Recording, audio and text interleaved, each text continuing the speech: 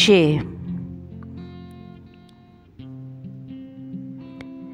অবিন্যস্ত ছড়িয়ে ছিটিয়ে পড়ে থাকা সংসারের মতো সেও থেকে গেছে।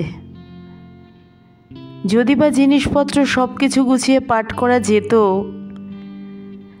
কিন্তু তাকে তো পাঠ করা যেত না।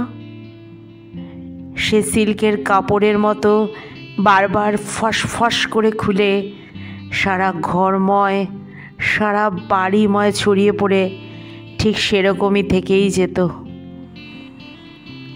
অতি সন্তর্পণে, অতি যত্নে ঘরের প্রতিটি কোণা কাঞ্চি পর্যবেক্ষণ করে ঝুলঝেড়ে পরিষ্কার করা সত্ত্বেও কোনো ঘরের কোণার দিকের দেওয়ালে অপরিষ্কার কালো দাগ হয়ে সে কিন্তু থেকেই যেত।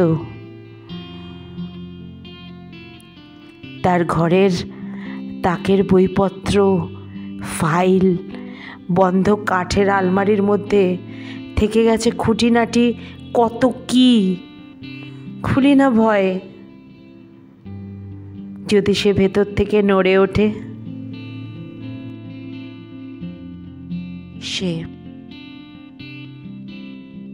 সে আমার পাশে বসে খুব কনফিডেন্টলি বলতে থাকে, তুমি পারো না, তুমি পারবে না।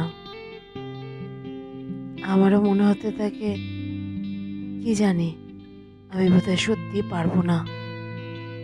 আর আমার চারপাশে একটার পর একটা পাঁচিল গড়ে উঠতে থাকে।